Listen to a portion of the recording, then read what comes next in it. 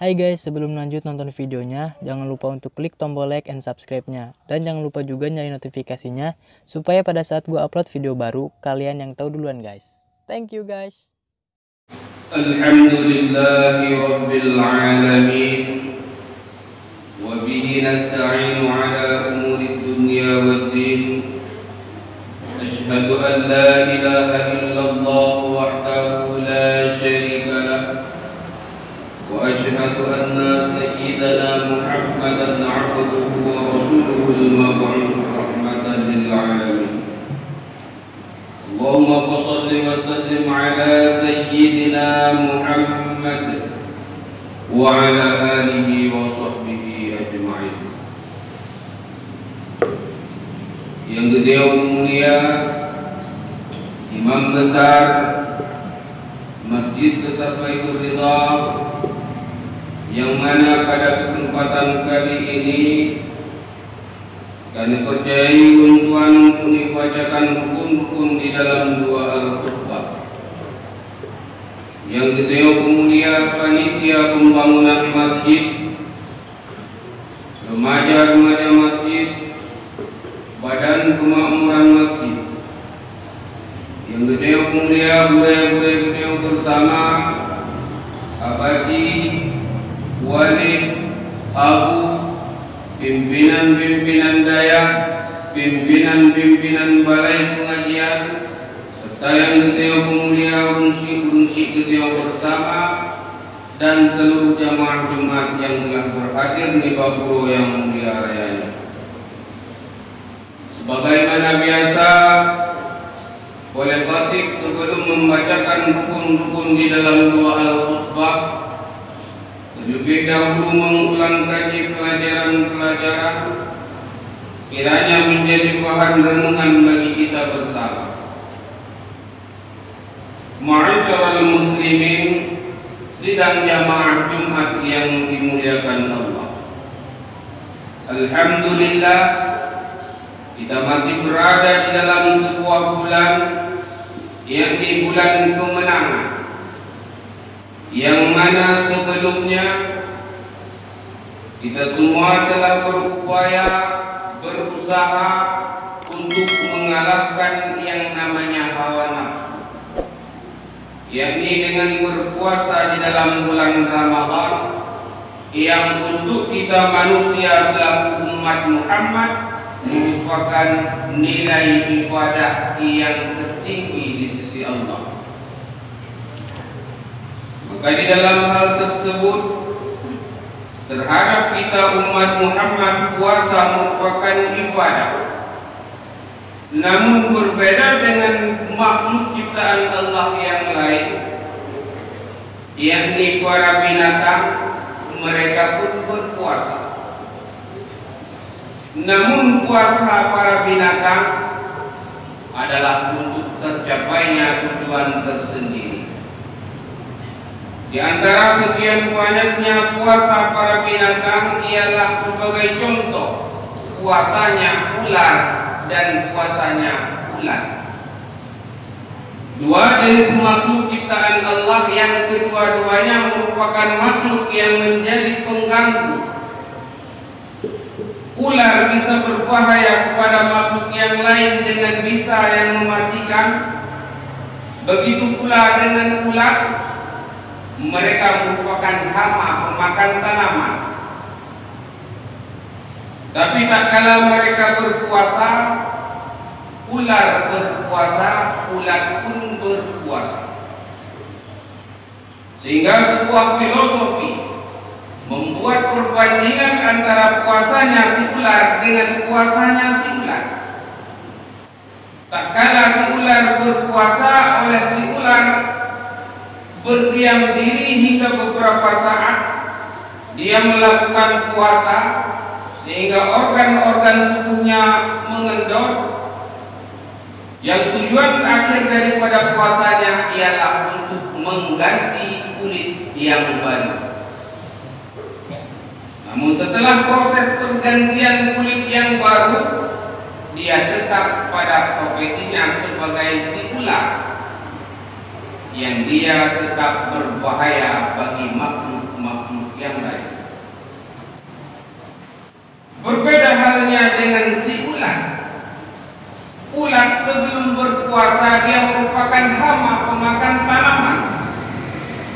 bisa mengganggu, bisa merugikan para petani. Tapi tak kalah si ulat berpuasa, dia membungkus tubuhnya dengan sedemikian rupa. Dia bersembunyi pada tempat yang aman sehingga selamat daripada mangsa yang akan memangsanya. Sehingga dengan demikian berlalu beberapa saat daripada masa puasanya si ulat, dia keluar dengan tampilan yang baru, memiliki dua sayap yang sangat cantik, dan dia bisa terbang. Dia berubah menjadi dari tabiatnya sebagai ulat, sebagai pemakan tanaman, berubah menjadi kupu-kupu yang oleh kupu-kupu bisa menjadi salah satu makhluk penebar daripada sari-sari bunga, sehingga menjadikan buah-buahan pada tanaman-tanaman petani. Berubah secara drastis dari makhluk pengganggu menjadi makhluk pembawa manfaat. Maka dari hal yang tersebut, dari proses puasanya si ular dan proses puasanya si ular, bisa kita jadikan sebagai barometer untuk kita jadikan sebagai tolak ukur bagaimana dengan puasanya saya selama Ramadan kemarin. Apakah puasa yang telah saya lakukan selama Ramadan kemarin ibarat kata sebagaimana puasanya si ular untuk mendapatkan baju baru di hari Lebaran, ataukah puasa yang telah saya lakukan selama Ramadan kemarin ibarat kata puasanya si ular yang berubah drastis dari pengganggu menjadi pembawa rahmat. Saudara-saudara kaum muslimin rahimakumullah, untuk kita bisa tahu bagaimana posisi puasa kita selama Ramadan kemarin, apakah kita mendapatkan perubahan ataukah masih sama sebagaimana adanya, agama memberikan penjelasan. Di dalam Al-Quran, Allah Subhanahu wa Ta'ala berfirman, "A'udzu billahi minasy syaithanir rajim. Bismillahirrahmanirrahim. Qad aflahal mu'minun alladzina hum fi salatihim khashi'un." Sungguh kemenangan terhadap orang-orang yang mukmin. Kemenangan dari apa? Setelah mereka melakukan ibadah selama Ramadan, mereka keluar pada pagi harinya ibarat seorang bayi lahir dari ibunya. Oleh mereka mendapatkan kemenangan. Lalu bagaimana ciri-ciri terhadap mereka yang mendapatkan kemenangan? Alladzina hum fi salatihim khashi'un. Mereka adalah orang-orang yang di dalam salatnya khusyuk. Ini adalah ciri-ciri yang pertama orang yang mendapatkan kemenangan. Dan mereka yang di dalam puasanya ibarat kata bagaikan puasanya si ulat yang menjadi. Lalu kenapa khusyuk yang dijadikan sebagai patokan ciri-ciri orang yang mendapatkan kemenangan? Khusyuk di dalam sholat merupakan ciri-ciri utama. Padahal kita ketahui bersama bahwa khusyuk merupakan hak batin daripada sholat, sedangkan hak zahirnya adalah syarat dan rukun. Hak zahir sembahyang syarat, segala dunia utama melalui sembahyang serta syarat-syaratnya telah kita laksanakan. mulai daripada bersuci daripada hadas dan najis, baik hadas besar maupun hadas kecil, memakai pakaian yang suci, menutup aurat, menghadap kiblat, dan banyak lagi syarat-syarat sebelum kita memasuki ke dalam sholat. Kemudian kita memasuki ke dalam sholat, kita melaksanakan rukun-rukun sembahyang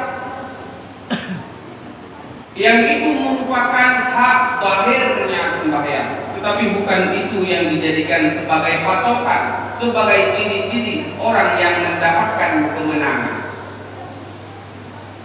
Karena ciri-ciri orang yang mendapatkan kemenangan yang pertama adalah mereka yang di dalam sholatnya khusyuk, dan khusyuk merupakan hak batin daripada sholat.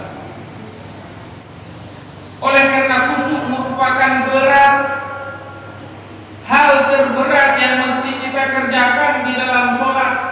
Memang khusyuk bukan salah satu syarat untuk sahnya sholat, tetapi khusyuk merupakan hak sholat secara batin, yang apabila kita selaku orang yang mengerjakan sholat tanpa kita serahkan hak sholat seutuhnya, jangan harap sholat itu akan menjadi kekuatan kepada kita sehingga tertegaknya kita dari perbuatan keji dan perbuatan murka. Saudara-saudara kaum muslimin rahimakumullah, di dalam Al-Quran disebutkan, inna sholata tanha 'anil fahsya'i wal munkar. Sesungguhnya sholat merupakan sebuah kekuatan sehingga terbentengnya kita orang yang sholat daripada perbuatan keji dan perbuatan yang munkar. Lalu sholat yang bagaimana yang dimaksud agama sehingga orang yang melakukan sholat bisa menjadi kekuatan dengan sholatnya tersebut? Saat kita menganalisa kenapa semakin kita sholat, semakin seseorang sholat semakin bertambah kemaksiatannya, menyedurahkan wadai dalam sembahyang, put dosa yang dilakukan hanyalah kemurupan terkait dan hanyalah kejujuran terkait. Tapi wadai yang mulai sembahyang semakin menjadi kemaksiatannya kepada Allah Subhanahu wa Ta'ala. Maka wadai analisa saat kita menyelidiki, ternyata bukanlah kesalahan daripada hak sholat yang zahir yang dikerjakannya, tetapi hak sholat secara batin yang belum ditunaikannya. Dan di antara hak sholat secara batin yang pertama adalah khusyuk. Dan pemahaman daripada khusyuk adalah hadir hati terhadap apa yang kita kerjakan, hadir hati terhadap apa yang kita ucapkan. Yang kita baca di dalam rukun qauli, maka hati kita mengiringi apa yang kita baca. Hadir hati terhadap apa yang kita kerjakan di dalam rukun qauli, maka itulah yang disebut dengan khusyuk, atau disebut dengan kata lain fokus. Kemudian hak batin sholat setelah khusyuk adalah tawadhu, merasa rendah di hadapan Allah dikarenakan sholat merupakan alternatif umat Muhammad dekat dengan Allah. Wadah umat Muhammad kegahabanan Allah Ta'ala itulah di dalam sholat, di dalam nomor tujuan 244344, 2 wadah zuhur, 4 wadah zuhur, 4 wadah asar, 3 waktu maghrib, 4 waktu isya. 2 put yang nomor untuk keneong kegahaba dengan Allah Subhanahu wa Ta'ala. Dan tak kala umat Muhammad berinteraksi dengan Allah di dalam sholatnya, maka diperlukan adanya hak sholat yang batiniyah, yaitu tawadhu. Kita merasa rendah di hadapan Allah sebagai bukti tiada beda antara Pak Camat saat sholat dengan manusia biasa. Tiada beda antara pejabat ketika mereka sholat dengan orang miskin. Wadah kadang sama rata dan wadah sujud. Anggota yang paling berharga tak kala manusia berdiri ialah kepala. Tapi tak kala kita sujud di dalam sholat, kita rendah di hadapan Allah. Ulai yang datang bak posisi paling banyak dahulu bak tempat duduk. Bina kita manusia di hadapan Allah. Tiada beda antara pejabat dengan rakyat biasa. Kita sama di mata Allah. Yang membedakan adalah amal-amal ibadah. Saudara-saudara kaum muslimin rahimakumullah. Maka hak salat setelah khusyuk tawadhu, hak qadim salat yang satu lagi adalah ikhlas. Dalam artian ibadah yang kita kerjakan kepada Allah Subhanahu wa taala tidak dikarenakan dengan adanya suatu karena. Saja Pak Jumat kon karena hana mangan ketiahuan. Sembahyang limang wawade kon karena hana mangan wak gedanyong lindu baru. Tapi tak jalankan ibadah perintah Allah tulus karena Allah, bukan karena.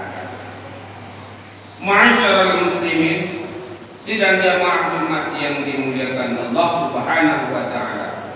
Kemudian sebagai ciri-ciri yang kedua daripada mereka yang mendapatkan kemenangan setelah mereka melakukan rutinitas selama Ramadan, yaitu walladzina hum 'anil lagwi mu'ridun.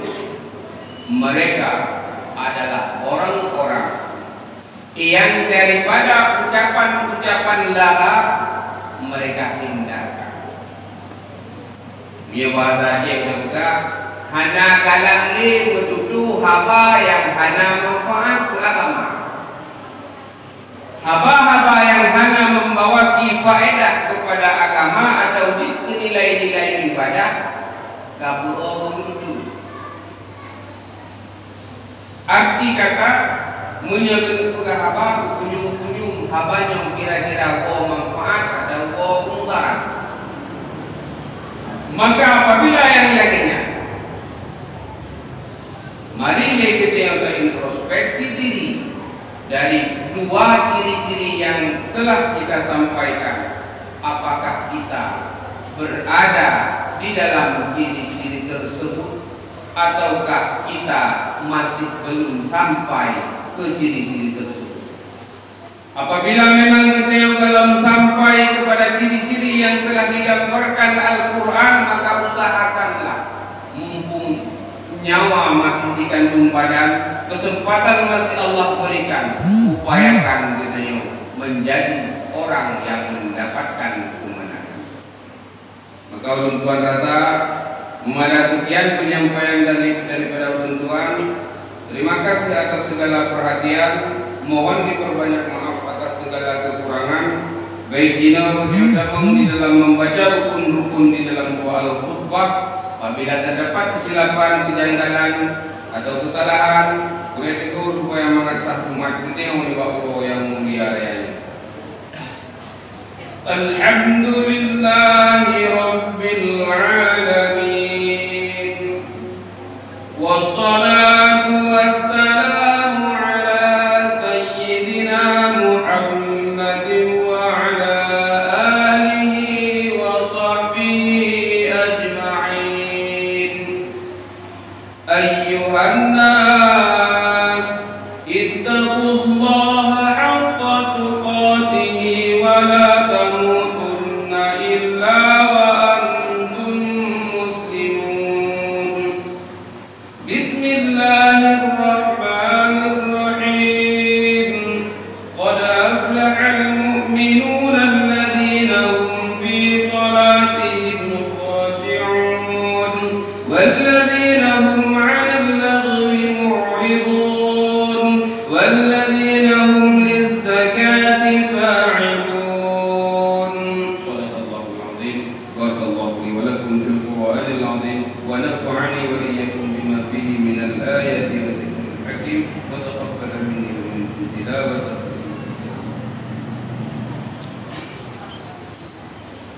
ربنا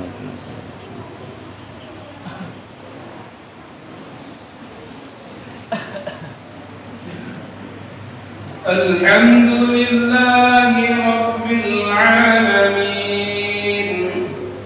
والصلاة والسلام على سيدنا محمد وعلى آله وصحبه أجمعين.